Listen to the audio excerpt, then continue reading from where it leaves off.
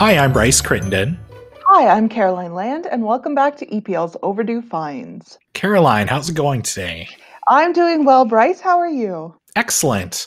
You know what? I'm excited today, though, because we're talking about a topic that I'm surprised as a library podcast we've never really covered before, and that's Harry Potter. You've taken some heat for this from past guests that we haven't covered Harry Potter. Yeah, shout out to one of our former guests, Carla Iackelli, who I know is on mat leave right now, so hopefully she's listening to this. But she gave me quite a hard time in one of our earlier episodes where I said that I never once read a Harry Potter book, and Kate Gibson as well, I know, feels the same way. Yes, friend of the show, good friend, best friend, maybe even friend of the show, Kate Gibson.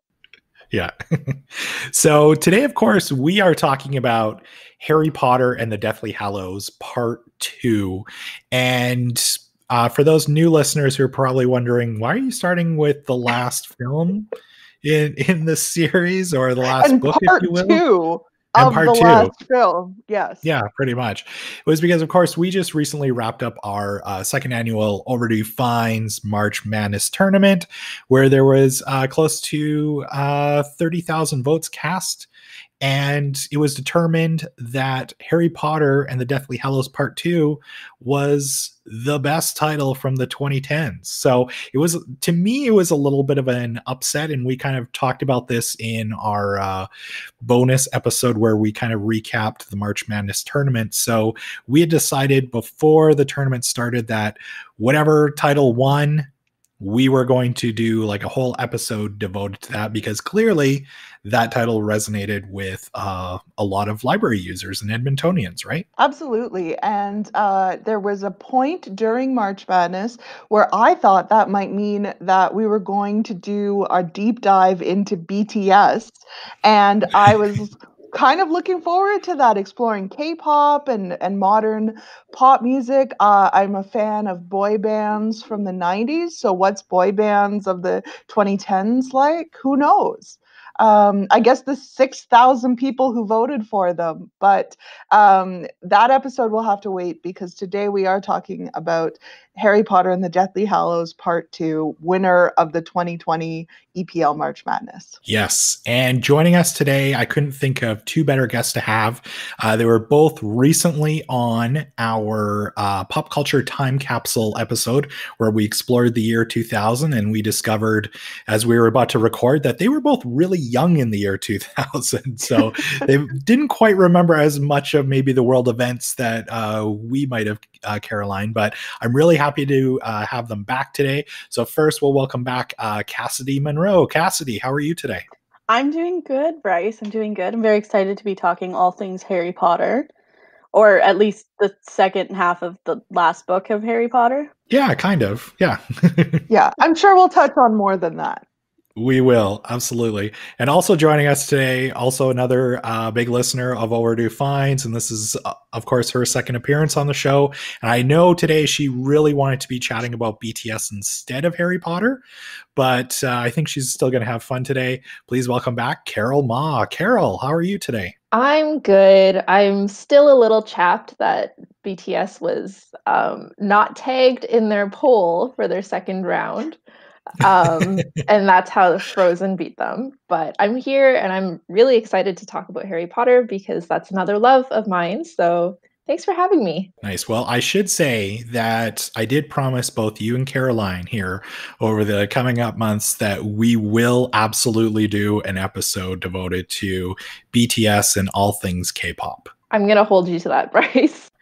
All right. So before we get started today, chatting all about Harry Potter and the Deathly Hallows Part II, let's chat about our recent Overdue finds. Cassidy, let's start with you. What have you been enjoying, I guess, during this whole quarantine situation? So I've been reading a lot of YA, or young adult fiction. So I read a lot of it anyway. It's just something that I've always enjoyed, across like genres within YA, because of course it covers everything from fantasy to a lot of romance, a lot of romance too. But I always have like a backup list of things that like looked interesting and I never got around to. So I've slowly been working through that list. And one of the titles on that list is actually going to be a YRCA, or a Young Reader's Choice Award, book coming up in the coming cycle. So not the ones that are being voted on right now, but in the next sort of school year. And that's Sadie by Courtney Summers. And I've actually been listening to the audiobook available through Overdrive. And the reason I've been listening to the audiobook is because this book is really interesting. It's part podcast and part story. So it's like a true crime podcast telling one side of the story, and then the main character, Sadie, telling her side of the story. And then for the audiobook, they actually produced the podcast. Oh, wow. Yeah, so it's really interesting. And then the audiobook is recorded with a full cast as well. So there's the podcast, but then there's also a full cast on the other side of it. And it's a mystery. It's a tragic mystery. So it's not a very like happy book, but I mean, most true crime podcasts are pretty tragic. So it speaks pretty truly to that. I'm not usually an audiobook fan, to be honest. I find them slow and I speed them up when I listen to them. But this one, I think because it's part podcast and part like full cast, it's really engaging and I really enjoyed it. That sounds really interesting, just with the whole kind of podcast angle, obviously. And we've talked about this in past episodes where I've just recently started listening to, really over the last year or so, audiobooks, and there's some that are definitely way better than others when obviously there's a lot more production involved with it. Mm-hmm. And this one sounds like it kind of fits in that, right? Yeah, it's definitely really well produced. It's also Canadian, which is neat. Honestly, like I have actually read the book version of it before I listened to the audiobook, and I enjoyed the audiobook more. I want to jump in and say that I'm a huge fan of Courtney Summers. I really love her writing. I love the way that she writes teen characters that are complicated and figuring things out and maybe not always the most likable, which then gets into the debate around, like, do characters need to be likable to be successful? Cracked Up to Be is one of her books that I just absolutely love. Yeah, 100%. Her characters are interesting because they're not always likable, and the story itself is, like I said, it's a tragedy. It's not an easy story to read, but yeah, I've now want to read some of her other titles now that I've read this one. Yeah, I really like her. Nice. Carol, how about you? What have you been enjoying lately? As Bryce had mentioned, a lot of us are working from home, and right before we hit record for this podcast, we were talking about how, some of us like background noise when we're doing our work. And I love listening to music when I do my work. So an album that I've been really enjoying, it's a newer release. It's Dua Lipa's Future Nostalgia. So this is just like a quintessential pop album with really groovy bass lines. There's a good mix of, electropop. It's disco inspired. So there's kind of a throwback to Kylie Minogue and Madonna. And it's just really fun, like dance pop from the 90s with like a 2020 twist.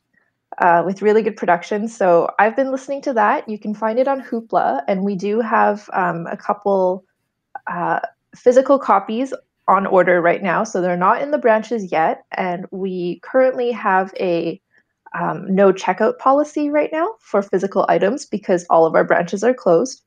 But once we reopen, keep an eye out for those albums because it's a great album. And I believe in BiblioCommons, which is our online catalog, you can still add items to your for later list. So if you want to be adding Dua Lipa's album to remind yourself to check it out when this is all over, you can log into your account and do that through our catalog. Yeah, thanks for that awesome reminder. Caroline, how about you? What have you been enjoying lately? I have continued my movie watching streak, I guess, with Canopy, exploring the movies through there. And one I watched recently was Ingrid Goes West, which is kind of a dark comedy starring Aubrey Plaza as a young woman who is troubled, has some challenges, is an interesting point of view. Her mother has just died. It's upended her life. She decides that she wants to kind of reinvent herself. So she moves to California to be more like this Instagram influencer that she follows. Once there, she orchestrates several meetings between her and this Instagram celebrity who is played by Elizabeth Olsen. And she's just fantastic in this role of someone who does the whole thing of like taking the edited pictures to highlight on her Instagram, going to all the trendiest parties, all of that stuff. So Aubrey Plaza's character Ingrid starts to like weasel her way into that. But Elizabeth Olsen's Instagram influencer character is also really complicated because she's also trying to move up in the influencer world. It's really dark. It's very funny, and it's available on Canopy as one of the credits that you could use this month. I've seen that title on there. Like, I haven't watched it yet, but I'd heard of the movie before. But that's a great recommendation. So it kind of gives me the idea to go add it to my watch list now for later because that's actually sounds really good. It's really kind of had me reflecting on how I curate my own Instagram. I would not call myself an influencer by any stretch of the imagination. And mostly I just post things that amuse me. But there's definitely, you try to get the good angle or have the funny caption or like promote yourself in a certain way that's like approachable, but fancy. I don't know, all of this. So you just start thinking about modern representation, identity, and even friendship. I imagine it probably pokes fun a little bit at the whole kind of influencer community a little bit as well. It does, but in a way that I think is really good for society to be exploring. What about you, Bryce? What have you been enjoying? Well, just with everything that's been going on, I've been trying to watch a lot of comedies lately. So one of the things that I've been going back to watch is older seasons of the first few seasons of Bob's Burgers. I think we've briefly brought up Bob's Burgers a few times on the show. And Caroline, I know you're also a really big fan of it. I really am, yes. Yeah, so one of my favorite things about Bob's Burgers, and it's funny because I'm not a big musical fan, but one of the best things about the show is kind of the smaller musical numbers that end up taking place during the course of the show. And of course, if you've ever seen an episode, kind of that song will end up playing over the end credits.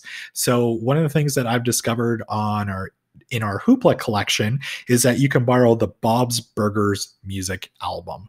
And it's fantastic because it's got all these little snippets of the songs that they play during the course of each episode. Some of my personal favorites that I can recommend for you include Linda's sister Gail singing One Way or Another by Blondie. The theme from Banjo, which that I think is in season 1, and it's one of my favorite episodes. And one episode that I just watched actually yesterday at lunch was the one where they open up the nude beach and Hugo, the food inspector, sings You're the Best, which was originally on the Karate Kid soundtrack from the 80s. So lots of, I think there's like 30 or close to 40 songs on this album. They're only like maybe a minute long each.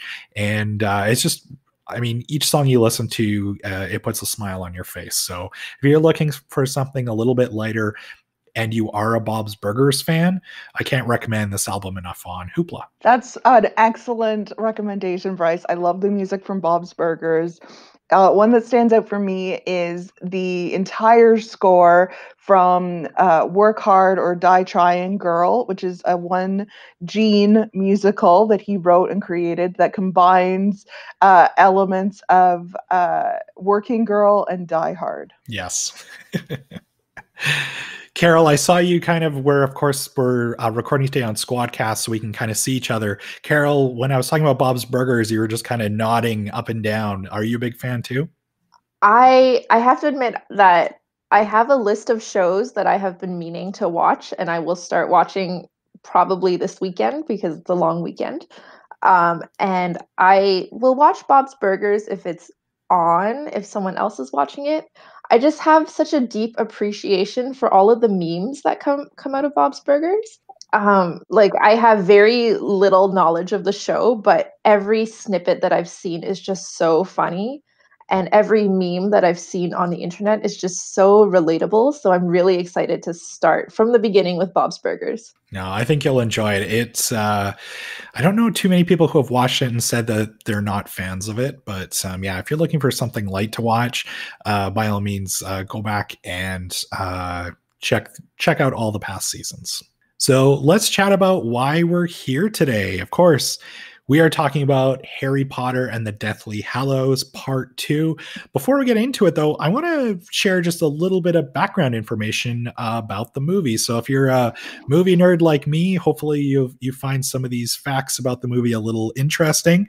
So the movie itself was originally released in theaters on July 15th. 2011. It was one of the biggest movies that summer. It had an estimated budget, according to IMDb, of $125 million and went on to gross over $1.3 billion worldwide. And it's actually the highest grossing of all of the Harry Potter movies and is the 13th highest grossing movie of all time. For some of you Rotten Tomatoes people like myself, it actually has a 96% approval rating on Rotten Tomatoes from movie critics. So obviously this is a universally loved movie. So of course it's also the 8th and final film of the whole series. So Cassidy, I'm going to start with you. Could you give listeners a little bit of a recap on where we are when the movie starts and how we got there? Okay, so I mean, it's the 8th movie in a series. So you don't have to recap all 8 movies. So let's assume that you have like a basic idea that it's Harry Potter and his friends, and the opening of this movie is interesting because I think the book, the content that they had to translate into film, like the first half of it was, I think, difficult to translate into film. I remember when I read it, it was like, this is just a giant camping trip. And that's what the first movie, like Deathly Hallows Part I, really felt like. It was just like a really long camping trip with a little bit of action at the end.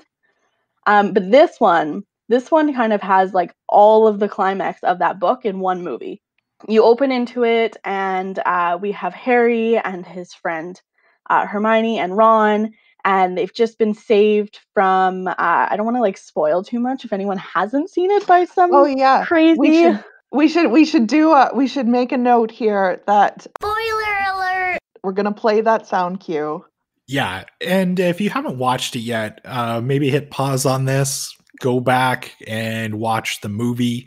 Of course, our branches aren't open right now, so you can't necessarily borrow a physical copy from us, but for all of you Netflix users, it is on Netflix as of us recording this episode. So definitely, please go watch the movie and then come back and join us for the rest of this conversation. Okay, so now I'll get into spoilers. So basically, Harry, Ron, and Hermione are in like a safe house. They've just been saved, but unfortunately, and being saved, and this was like probably for me like the saddest part of all of these movies, was the beloved character of Dobby the house elf basically like sacrificed himself to save them. And so the scene like really opens up on them like having a funeral for this character that was loved throughout the entire series. So it starts like right away with this very like somber tone, and then it like does not try to explain anything and just jumps right into the story. Yeah, Caroline's nodding, and I know because I follow you on Instagram that you were watching it and were very confused by what was happening. Yes. But I think it's because they just assume that at this point, if you're watching this, you have at least a basic knowledge. So that basic knowledge that you need is essentially that you know who are Voldemort has split his soul into 7 parts called Horcruxes, and Harry, Ron, and Hermione are trying to find them and destroy them so then they can beat Voldemort. And we jump right into like all of the like talking about why they're finding them and what they're finding has already happened in the first movie, and we're just jumping right into like, this is what we're doing, we're looking for them, what are we doing next? Yeah, Caroline, so obviously Caroline and I went back and we both watched obviously this movie before recording this. I actually went back and watched part one and first, and it was interesting that you mentioned the camping stuff because I posted on Twitter that I rewatched the movie, and it's probably my least favorite of the whole movie series. I found that first part to be incredibly dull just as they're camping, and kind of felt like there could have been like at least 20 or 30 minutes cut from that movie. But yeah, part two for me was so much better. It really is. Like, it's the long camping trip. I remember when the book came out, that was a lot of the discussion around it, was like, you don't get into anything until like the second half of the book. But I think for understanding the story, the first half is important. It's just unfortunate that means you have to watch like an extra half hour of, or if you watch the whole movie, an extra, like it's almost 2 and a bit hours of sort of like preamble and arguments and fighting. But it's okay because we get into this one and that's all done and everyone's on the same page and it's all great. And it's just like action from beginning to end. Yeah, one of the things that was really neat about watching this on back-to-back nights for me was seeing that part two starts exactly like pretty much right as part one ends. It has that super depressing scene of, like you mentioned, Dobby dying, and they show his grave, and then we're right into action for the next 2 hours. So yeah, I love that when sequels do that. Just like as soon as the first one ends, part two starts right back up. And part two doesn't even really have an opening credits sequence. It just jumps right in to a scene with, I think, Voldemort, and then you're there on the beach at the safe house with the grave, all of that happening. So Carol, for people maybe like myself who have a very basic understanding of Harry Potter, this has all been leading up to some kind of wizard war. Is that right? That's correct. I actually, in the past 3 nights, I have watched the 5th, 6th, 7th part 1 and 7th part 2 just to like remind myself of, because around the 5th book is, or the 5th movie is when they start gearing up and saying, hey, there is a war coming. Right. And they have hinted at it the entire time. Throughout the movies, all the professors, all of the adults who remember the first Wizarding War, they're all saying it feels the same. It feels the same. So especially at the very end of Deathly Hallows Part 1, it shows Voldemort grave robbing Dumbledore for his wand. So it leaves the end of Part 1, even though it was this glorious, not glorious camping trip, it ends with a tragic death of a beloved character, as Cassidy had said. But it also ends with this cliffhanger where we all think that Voldemort now has the most powerful wand in the world. So there's this anticipation of how is Harry going to, how are the three going to, defeat the most evil wizard with the most powerful wand.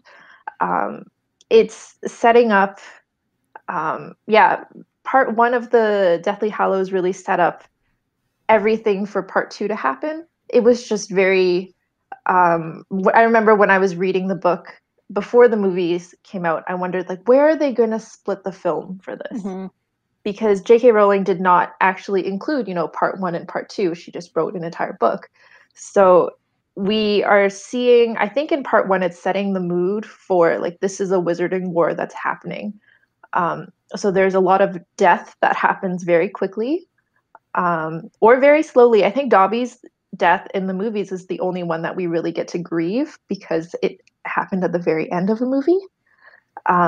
So we are in the middle of a wizarding war, but the big battle hasn't come yet. It's kind of interesting because I was going back and looking at this, and it seemed like after this movie, this seemed like the first one to kind of really do the, movie based on a book franchise, and the last book we're going to split it up into 2 movies, because we ended up seeing that, I believe, with Twilight, The Hunger Games, and obviously, and probably more infamously with The Hobbit, where they took one book and split it up into 3 movies.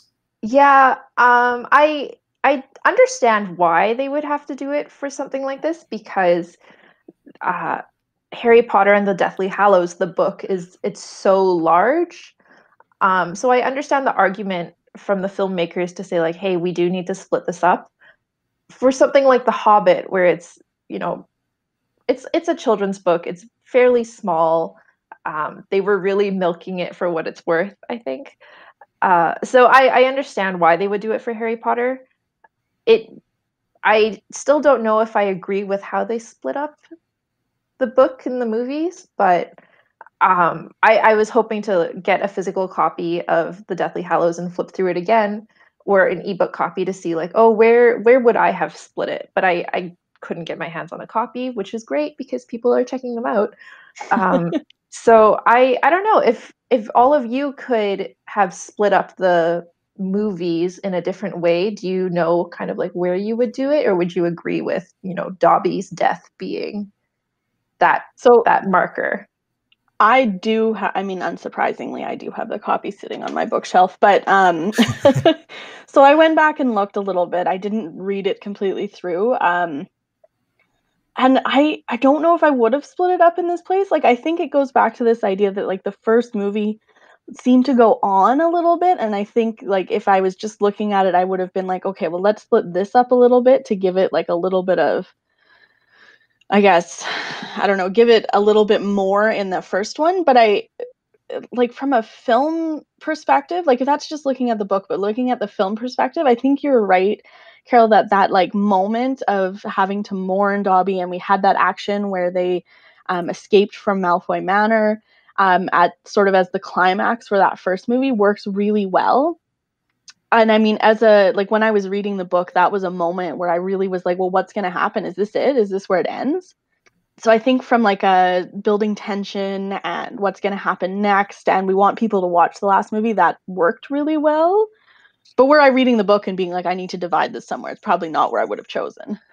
Talking a bit about the book, do you remember waiting for the 7th and final book to come out? Definitely. I feel like I'm really outing myself as like a huge Harry Potter nerd in this podcast episode, which isn't surprising because that's why I'm here to talk about. But I didn't grow up in Edmonton. We actually drove into Edmonton for the release of this book because there was nowhere. I'm from Jasper, and there was nowhere in Jasper that was selling the book on release night. So we would have had to wait a week or 2 weeks for it to ship to us.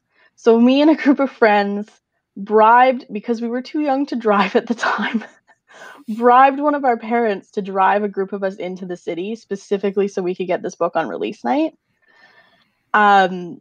And so I have a lot of memories around, like, we went to West Edmonton Mall because the Chapters there was throwing like a launch party, and we all dressed up and we stood in line and waited for like the moment when it hit midnight and they started selling books. And there was a huge thing around it and tons of people in costume, and it felt, coming from a small town that like there wasn't a ton of people who were super into it, it felt like sort of like your first like Comic-Con experience or something like that, where you finally feel like you're like, okay, these are my people, this is what I'm here for. And then we drove back to Jasper that night, which is about a 4-hour drive, and I just read the book from like when we left. I finished it about 5 a.m. in the morning and then went to bed. And that was like, that's my memory around Harry Potter, the last book. And that's the memory I had, like the strongest memory I have about the book releases. That's really cool. So I have to ask, did you have to then pre-order your copy in advance, or did you just show up, get in line, and hope that they weren't sold out? I think this was early enough, like pre like a lot of online shopping, that like it existed, but you just showed up. And there was a chance that if you were at the back of the line, you might not have copies. But to be honest, I remember like massive stacks of the book ready to go at midnight. Like, I don't think anyone was going to take a risk on not having enough. How about you, Carol? So I did say this in my previous podcast episode about the year 2000, that I had just turned 15, I think, or I was turning 15 when the last book came out. So it was in the summer. I walked out to my local shoppers, picked up a copy, read the book in its entirety in one sitting, probably cried my eyes out because it was the end of, an era for me. And then I put the book on my sister's pillow, and then I went on MSN and changed my status to be like, who's ready to talk about this or something, probably. And then I just had to wait for my friends to finish reading, because part of the expectation with the books was just waiting for others to finish reading so you could talk about it. Because, I mean, I'm sure there were online communities. I wasn't part of them. I was just sitting there waiting for like whoever out of my friends could finish reading first so that we could cry about whatever it was, whatever character dying, many characters dying. So I think that sense of community really coming together for the last book and the end of an era, so to speak, was what I remember the most. So you started, and then it went to your sister, and then it went to your brother after that. Is that right? Yeah, and that has continued with the play, the Harry Potter and the Deathly Cursed, or Cursed Child. Cursed Child, same thing. Like, I got the physical copy and then I gave it to my sister who didn't have time to read it. So she was like, give me the Spark Notes version of it. And then I had to pass it to my brother. Like, so this is continuing on. But I guess, you know, it's just who finishes reading first and then just waiting to see when you can talk about it. So looking at going from the book to the movie came out a bit later. Were there things that you were really looking for in this movie? Do you remember any of that? So I have to admit, I did not go and see the movie when it was released in theaters because I hate movie theaters with this burning passion. They just give me headaches and they're smelly and cold and I don't want to sit in a dark room with a bunch of strangers. But I watched it when it came out on DVD and Blu-ray, and the one part that I was so excited about was the showdown between Molly Weasley and Bellatrix Lestrange, because Molly Weasley is one of my favorite characters in this book, and for that character foil, right, to have this really loving mother and then this like deranged psychopath to fight it out, I was just so excited for that. I had to laugh because we were watching, Cheryl and I were watching it last night. And after that scene, I was like, whoa, Mrs. Weasley killed a person. I think if you hadn't read the books, that probably was like a very like, whoa, what's going on scene.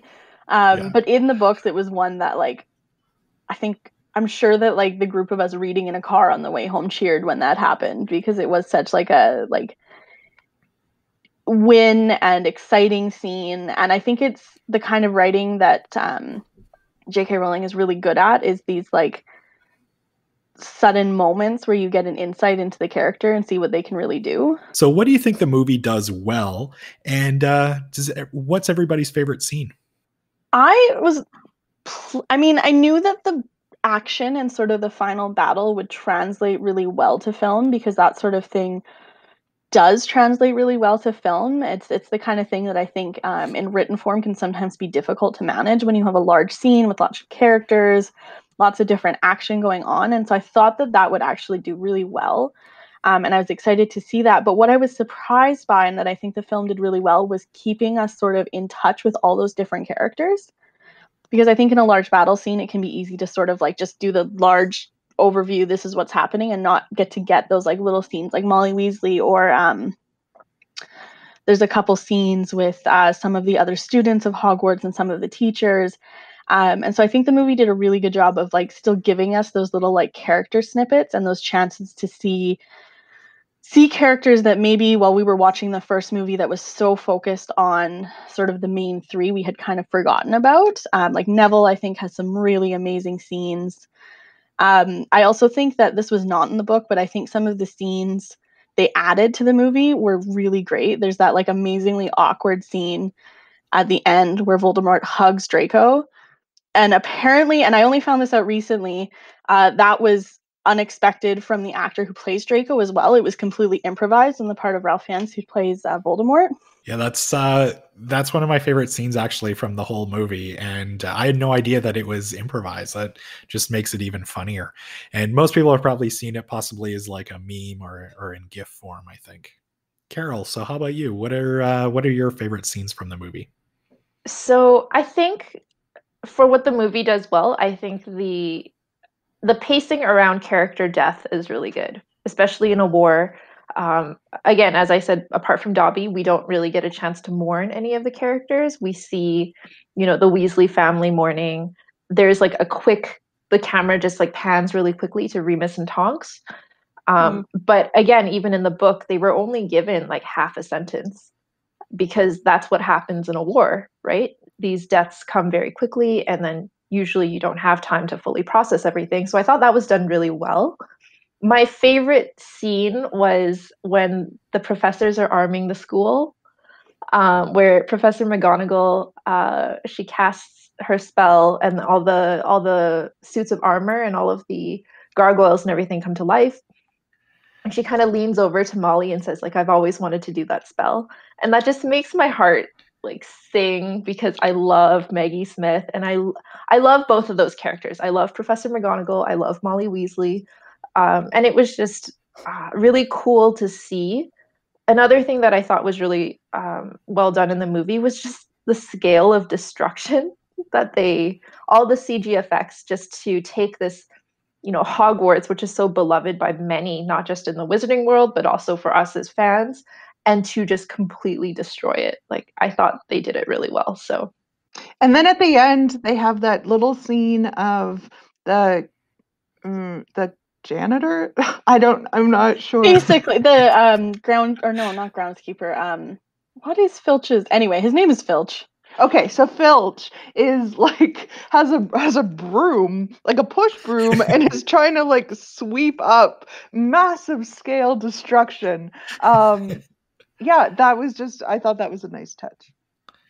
Yeah, those little touches of humor kind of sprinkled in, these really serious scenes just made it to be such. I'm sure that stuff probably happens in the book as well, but especially in the movie, it really helped kind of lighten the mood a little bit. One of the scenes I really liked was the scene where Professor McGonagall kind of takes on Snape. Snape has become the headmaster. She's still a teacher there, and Harry has just kind of announced himself and his presence at Hogwarts, and Snape goes to move on him, and she's just had enough, basically. And it's this wizard to wizard battle around, the lights. They've got the power. Snape, I had to Google this because it looks like he turns into like a bat creature, which is not actually true, but he just kind of like flies away as like hazy mist. And that was such a triumphant moment for Maggie Smith as an actress and Professor McGonagall as a character. Yeah, I think my favorite scenes from the movie, kind of Cassidy touched on this, kind of that final battle at Hogwarts, I thought was really, really well done. And of course, like kind of like the MVP of the movie was Neville in a way. Obviously, he defeated the snake, which obviously led to Harry being able to beat Voldemort. It was really cool to see that character who, keep in mind, I've never read the books. I'm only familiar with the movies, but, to see this kind of, I hate to say secondary character, but in the grand scheme of things, he really is. And to see him kind of step up, and he was kind of this unexpected hero, I thought was really cool.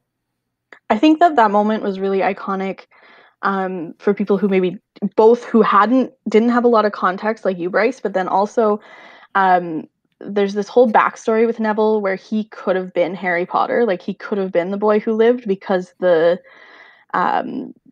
requirements for whatever that character was, or whatever that's like born on a certain month, there's a prophecy involved. It could have been him, and this whole time it was this idea that if it had been Neville, the whole wizarding world would have been screwed and people made fun of him, and it was a big thing. So I think this is a really like iconic moment for the character arc. Like, it really brought him full circle and sort of like showed him in his own right as a hero. It was definitely a redemption moment for Neville. Is there anything that you'd change about the movie? So this was the first Harry Potter film shown in 3D. And I think that while 3D can be a really cool like tool to show action, I think some of the scenes, this was like early days for 3D, really still like mainstream 3D, I think some of the scenes suffer a little bit from sort of pandering to 3D moments. I know that that's not really like a change in the translation from book to movie, but it's one of the things that rewatching it on a television screen without 3D, it really sort of jumped out to me that you can kind of tell that there's some scenes where like, this was filmed specifically to get the like 3D moment in there. I absolutely agree, Cassidy. And that is such a thing that I think we will kind of come to realize marks movies that were released during this time period. When we look back in like cinema history, there will be these types of scenes in movies because we probably are not going to be watching them on 3D screens. I think the technology is going somewhere else, and we're almost post 3D now in some ways. But the scene, you're right. I can't remember which one it was, but there was definitely a moment while watching this where I was like, "Oh, right, 3D," and it's a very particular way of filmmaking. It's interesting you bring that up because this movie came from the early 80s, but Friday the 13th Part 3 was released in 3D in the early 80s. And it's funny because if you go back and watch that movie, there's all these scenes. This is before every other movie being released was in 3D. So this was totally like this odd novelty thing. There's a couple scenes in that movie where these characters will pick up like a rake or shovel or something like that they're going to try and fend Jason Voorhees off with. And of course they have to like raise it up to the camera and like turn it. And like, you know, when you go back now and watch it, of course, it's not in 3D and it just looks so hokey and it definitely doesn't age well. But the one thing I was going to say about this movie being in 3D and just 3D movies in general in the theater is like, I find that the only ones that it actually makes it look good sometimes is animation. I find, especially in a movie like this, where there's a lot of scenes that are dark, it just makes the film print seem a lot darker and just everything kind of gets blurry. What about you, Carol? I would make changes based on storyline, I guess. The first one is casting or making sure that Harry Potter has green eyes. small thing, right? But if there's so much of the storyline plotted around Lily's eyes, make sure that he has Lily's eyes. One of the scenes that I thought was really missing and that I really wanted was Percy Weasley and his redemption moment, and they don't really give him a chance to do that because I think that's what made Fred's death more tragic. It was that the Weasley family was reunited for a brief moment before tragedy struck. So I would have changed that, and I would have maybe thrown that in there. But again, it was a very dark movie, not just in nature, but also how it was shot, again, because of the 3D filming. And this just reminds me why I didn't want to go see it in theaters, because sitting in a dark room watching a dark movie, 3D things make me like motion sick. So I think it was, I much preferred the movie watching it from, the safety of my couch, not in 3D. And I don't know if anybody else felt that. So I definitely agree with missing the Percy scene. I had that noted as well, that was one that I wish had made it into the movie. He's not even in the final movie at all. Like, you just don't know what happens to him. And it really is like it's similar to the Molly Weasley scene in that it has a little bit of humor. It's a redemption. And then it's just like tragic as well. It adds a level of tragedy. I am the complete opposite of you, Carol. I love going to the movies. I love the whole like ambiance of it. I also worked in a movie theater for like 11 years, so that adds to it, I think. That said, I think that you're right. It was a very dark film, and I think I got a lot more out of watching it at home in a smaller screen. Like, I just noticed a lot more. I really struggle with watching movies without subtitles because, especially for movies like this where somebody mutters something very quietly, in the part 1 when Creature was talking, sometimes I just couldn't catch everything he was saying. And even though I know from reading the books, like, oh, this is what he says here, to have subtitles really helps me. as a watcher and a viewer. And I know that's not really a thing in movie theaters. So that was, I mean, that's personal preference. So one thing that I think that stuck out for me in the movie, and it has nothing to do with the actual actress of it, but Harry's mom. There's a scene where he is kind of reunited with characters who have passed. And Harry's mom read as old to me. I think that when his parents died, they were only like early 20s, like 21, 22. Is that right? Yeah. And at this point in the story, Harry is like 16, 17, 18-ish, somewhere like in 16, there. 17, yeah. Yeah, it's like 16, 17. So there really shouldn't be that much of an age gap. And I think that if that was hit a little bit harder by having someone who, I don't know, I don't want to be mean, but and I don't know how old the actress was in real life, but to me, I think if they looked closer in age, I think that would have hit both the idea of how young these people fighting these wars were, the first and the second wizarding wars, as well as how close Harry is now to, I mean, his parents don't get older, but he does. And I think that was a potential opportunity, but the scene itself was good. I have no issues with that.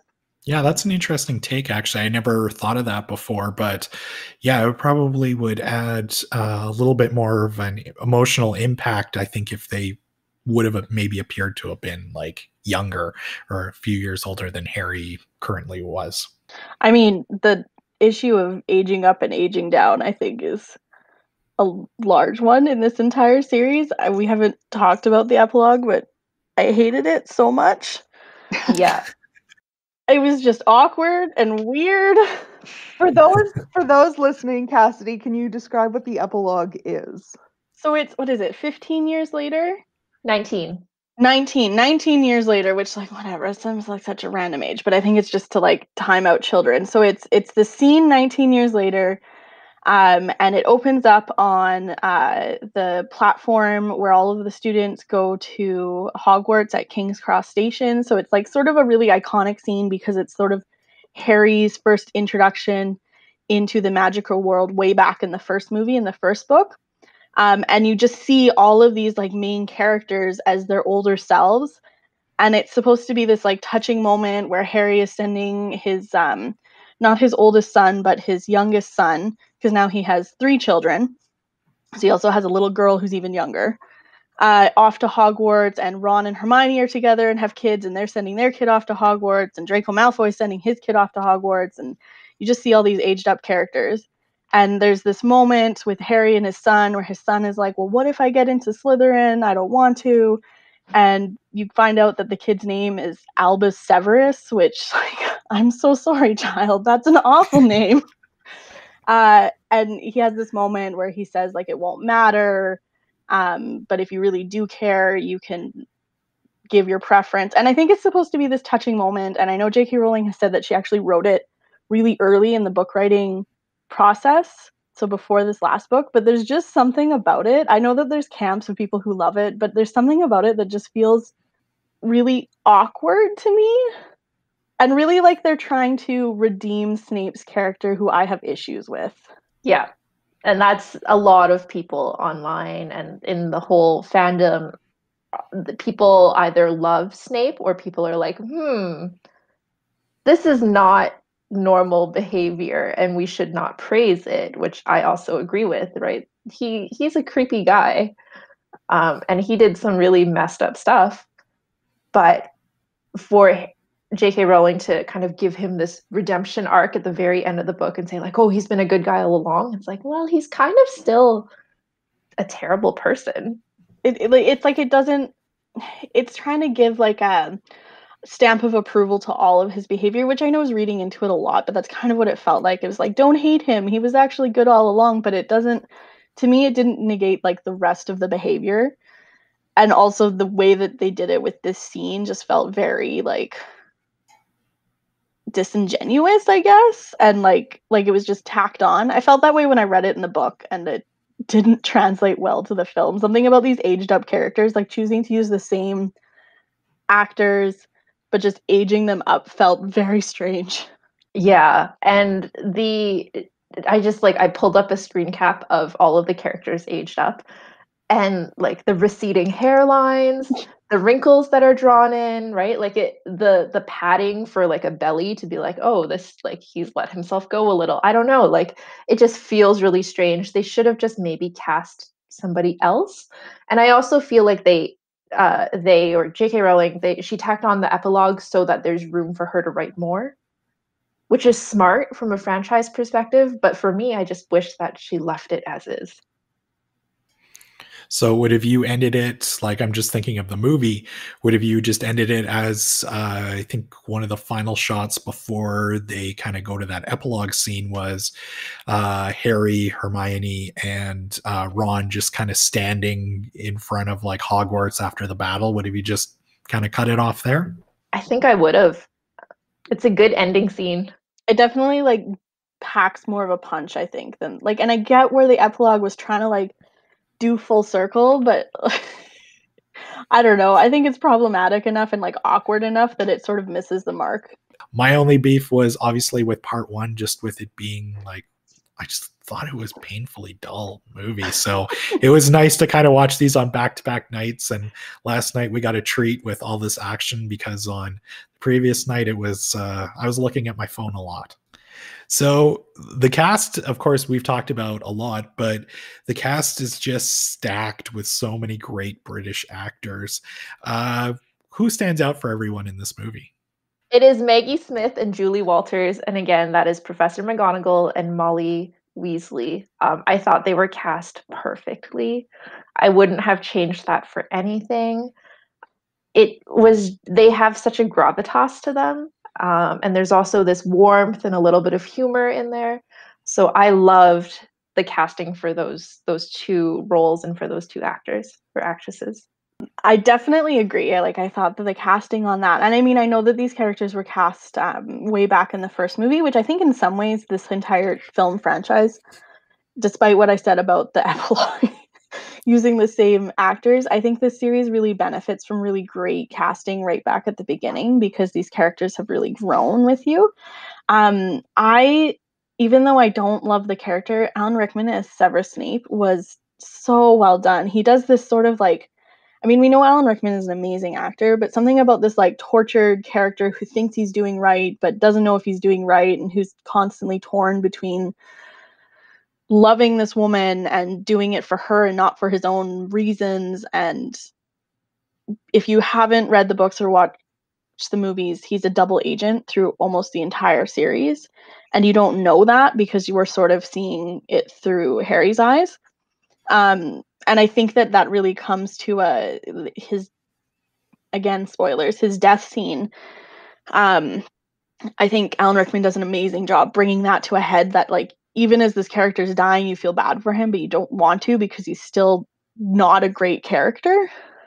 Yeah, I agree with both of you. Alan Rickman, it only takes him saying like Mr. Potter, and you are like there in his character. You know everything that you need to know about how he's doing this. It's just like watching it, it was, I think, really kind of sad for me, because I think this is the first time I've watched it since he died, and just kind of thinking about Alan Rickman as the actor maybe more than Snape as the character. But Maggie Smith is just so great. It was my favorite moment in the movie. The way that she's strong and has these funny moments. She's just such a great actress. I love her in Sister Act. I love her in Harry Potter. She's fantastic.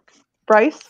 Second time in 3 episodes where we've had a Sister Act reference. So I like that. I'm working it in. I'm doing my best to get it happening on a bigger level. That's right. Deep dive episode of Sister Act will be coming soon. For me too, same thing, Caroline. I can't say it any better than you just did, just with Alan Rickman. I couldn't help but think, when I was watching this last night that, it just kind of makes you sad because you realize that you're not going to be seeing any of these performances from him anymore. I don't think it would have been a bad choice either if he had been at least nominated for Best Supporting Actor. Just show some Oscar love for this whole series as it wrapped up, and I don't think anybody would have argued with him getting an Oscar nomination from this. I think it was also just, it speaks so much to Alan Rickman as an actor because J.K. Rowling revealed to him as an actor what was going to happen in Snape's storyline way before she published the last book, because she needed him to know all of this to inform his acting for the upcoming movies. So for him to kind of keep all of that to himself and absorb that into this role of Snape, I think he did a really convincing job. Nice. Yeah, I had no idea about that. That's really interesting and kind of makes his performance even better then. Why do you think this movie was the winner of our March Madness tournament, the best of the 2010s? Why Harry Potter and the Deathly Hallows Part II?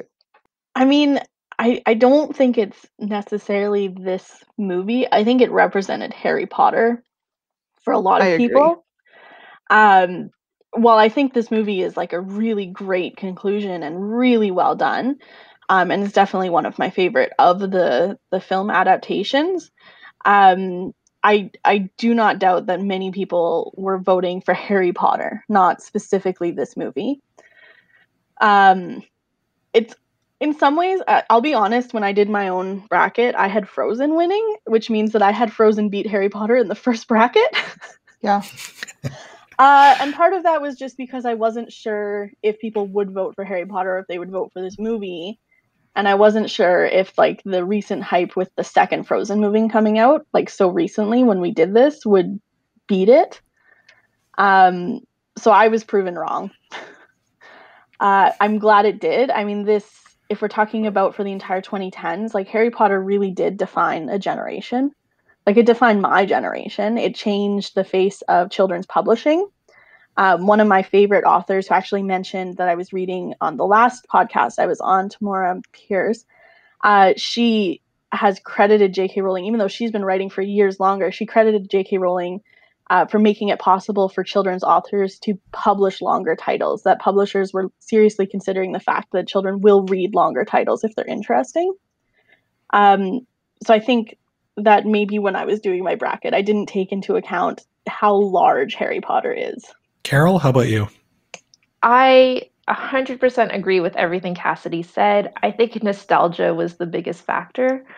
The movies were amazing. Deathly Hallows Part II was just so full of action. But again, it represents the end of an entire era. And some people can't separate the books from the movies because they're so closely tied together. So for me, even voting for Harry Potter, I did not have Harry Potter as my winner. I had Avengers Endgame as my winner, which I think was, it's paralleled to Harry Potter and Deathly Hallows Part II because it's the end of part of an era, or the end of an era. The difference is that Harry Potter has been around for so much longer and there's so much more nostalgia associated with it. And I think for Avengers, it's more recent, so I thought people would vote for it, but they didn't. And also, March Madness was for a library, of course. So many people have read Harry Potter. And the last reason why I think Harry Potter won was, again, a lot of really big names, and there were a lot of big upsets in March Madness. So, like Game of Thrones getting knocked out, Beyonce getting knocked out by Frozen. I didn't see that one coming. BTS getting knocked out by Frozen. Like, I did not expect all of that to happen. And then when it comes down to it, right, when you look at your final four or your final two, a lot of people are going to support Harry Potter till the end.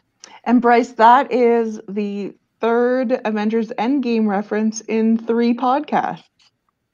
That's right. In our bonus episode just released a couple weeks ago, we talked about how I also was I was shocked. I didn't have Avengers Endgame winning, but I was disappointed when it lost to Parasite. And that's not a slight against Parasite, but similar to Cassidy, what you were saying about Harry Potter, for me, it was just kind of the ending of this big film franchise, really. So for me, I wasn't too surprised to see Harry Potter win this thing at all. Once, I kind of have in my notes here, libraries plus Harry Potter equals winner, basically. So yeah, not surprised, just based on our audience here at the library, and totally made sense to me that it ended up winning. I agree with everything that everyone else has said. I think that this was a movie that meant a lot to this generation, and that generation is now a huge part of the library's following on social media.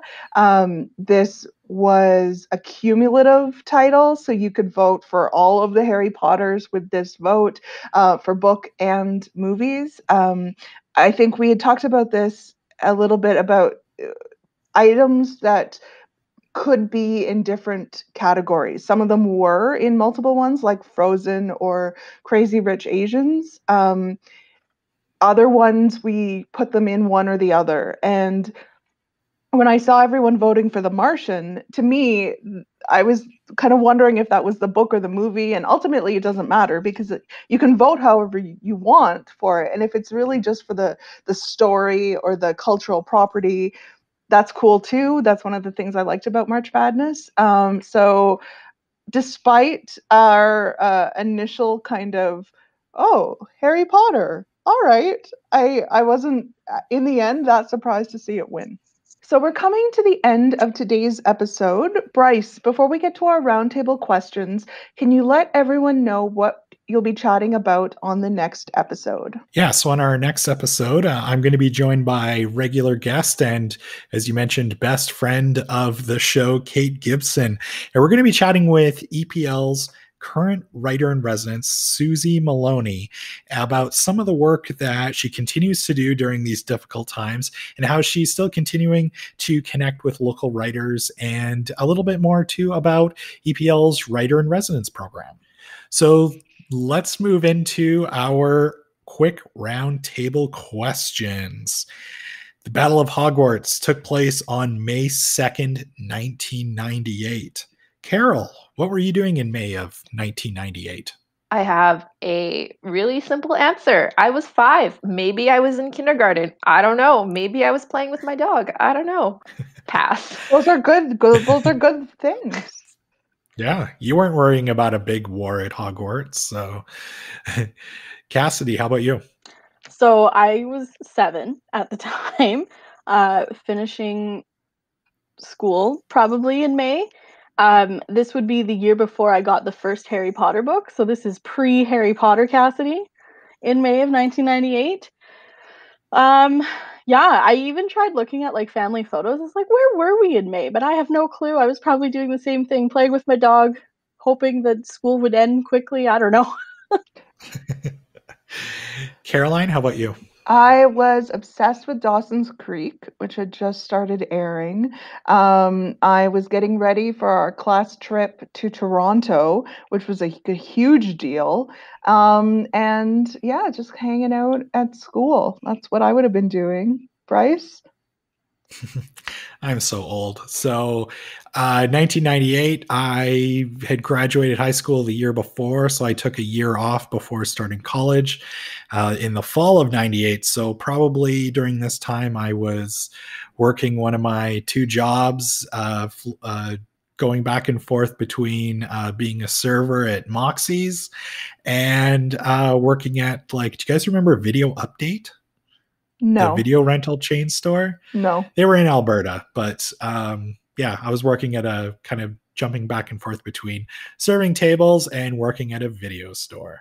So we probably all would have been a little oblivious to this massive war happening in the wizarding world.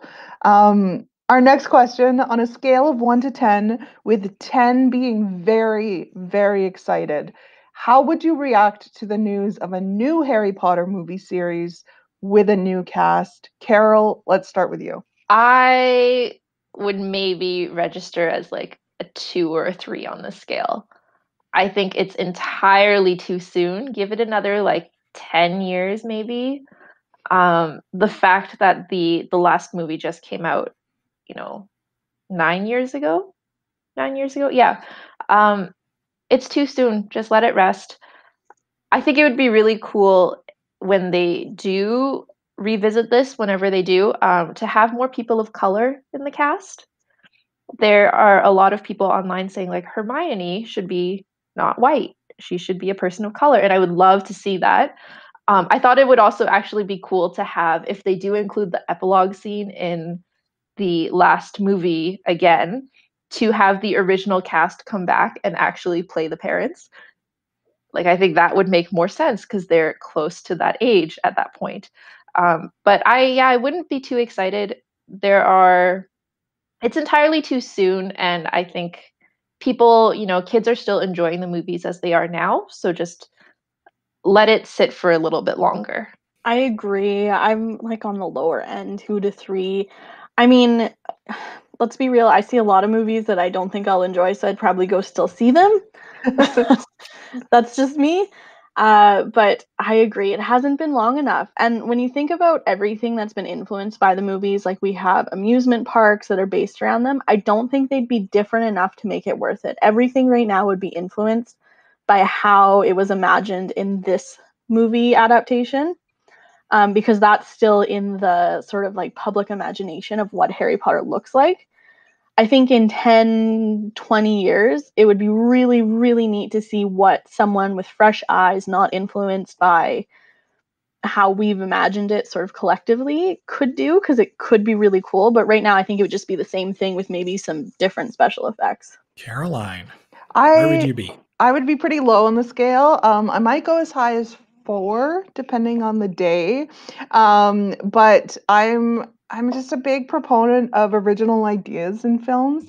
I love seeing big blockbusters, but I also love stuff that isn't just a remake. And I think I agree with you, Carol, that I don't think enough time has passed for a reimagining of it. So at this point, I would be kind of like, oh, I don't really know what the point is. As you say, Cassidy, I'd probably go see it anyway. So I'm contributing to this issue, but I'm pretty low on the scale. Bryce? Yeah, mine would be a 1. I don't think let's face it, this will 100% happen one day. I actually don't think, and not to sound morbid or anything, I don't think that we'll see a remake of these movies until possibly years after J.K. Rowling's death. Like, I can't, maybe when we're all seniors or something, then possibly they'll remake them. I think just because of J.K. Rowling's involvement and how she was so involved in the making of these movies, I can't see her signing off on it. Maybe 50 or 60 years from now, I could possibly see them, of course, remaking it with better special effects and everything. But to me, this one would just be completely pointless. I want to know, would any of you watch like a spin-off TV series around like life at Hogwarts or something? Like Degrassi, but Hogwarts style. Yes. 100%. I have so many questions. I think it'd be fun, something that's different, and I imagine it would be light and funny. So yeah, I would definitely check it out. I think it'd be really popular. So if any Hollywood producers are listening to Overdue Finds, there you go. Don't remake the movies. Give us this TV show. That's right, and we all know a lot of Hollywood producers listen to Overdue Finds. Cassidy, Carol, thank you both so much for joining us today. This was so much fun to be able to dive in and talk about Harry Potter with you. Before we go, is there anything that you'd like to mention to our listeners? Cassidy? Yeah, I'd love to just give a shout out. we, this past year, ran some very successful life skills classes. And in our current situation, we've been looking at how we can take those life skills classes and put them online for anyone to take and learn from their own homes. So we are right now working on recording Bullet Journaling 101, which is still our most successful life skills class. I think we had like a very long wait list. So that will be me. So if you want to listen to me chat about bullet journaling, you should check that out as soon as it's available. And then we also are digitizing digital detox, which I think will be really interesting right now because so many people are spending so much time, like, very validly taking advantage of all of the digital tools in our life. But I think there's still value in sort of detoxing from that and taking a break. Carol, how about you? So I want to just promote all of the digital resources that we have. If you are listening and you're not aware, EPL subscribes to a lot of online resources and databases, and especially for our lockdown situation right now, because we have closed all of our physical branches, our librarians are working very hard to actually extend the access to the content that we have online. So for example, Canopy, usually we would only have a checkout limit of 5 titles per month. We have extended that to 10. So there is a blog post on the homepage, and it's called More Digital Resources Than Ever. And it outlines some of the online resources that we have extended content and extended checkout limits to. I also just want to give a quick shout out to our fantastic collection librarians. They're purchasing a lot of copies for ebooks and e-audiobooks to popular titles, just so that we can reduce the long holds queues. So shout out to them. They aren't acknowledged sometimes because we do have quite a bit of a focus on, the classes and events that we run, but also don't forget we're a library and we have a collection both physically and digitally. Yeah, the unsung heroes of EPL. So we can't enjoy any of the awesome content that we chatted about without our collections team. Absolutely. We hope you've enjoyed today's episode. If you haven't, we encourage you to subscribe so that you automatically get new episodes. Please also leave us a review on Apple Podcasts. That helps people know about the show. And most importantly, tell a friend about the show. Maybe someone who has some Harry Potter opinions. Yeah, and don't forget, we're going to have a link to absolutely everything that we talked about in today's show notes. And we'd love to hear from our listeners as well. So let us know if you like today's episode and if you'd like to see us do more of these deep dive episodes that we've done with this one. We also did one with the movie The Public. So let us know if there's like another movie or book that you would just love to see us devote an entire episode to. So you can reach us on Facebook or on Twitter at epl.ca, or email us and let us know your thoughts at podcast@epl.ca. Thank you for listening, and we'll see you next time.